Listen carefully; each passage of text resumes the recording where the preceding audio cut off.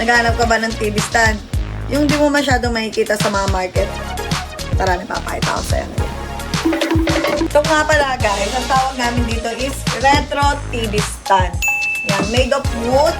Sobrang sturdy siya. And ang maganda dito, hassle-free siya. Kasi hindi mo na kailangan magbutas pa ng pader. Diba? Lalo na yung mga kondo-kondo, ganyan. Hindi masyadong pwedeng butasan. Ito guys, movable siya. So, kahit saan mo siya ilagay, pwede siya. At isa pa sa kagandahan nito guys, hindi siya ganun katakaw sa space. Bagay siya sa lahat, halos lahat ng design ng bahay eh. Bagay siya ng team kahoy, industrial, lalo na pagka-retro guys. And voila! Andito na ang TV mo!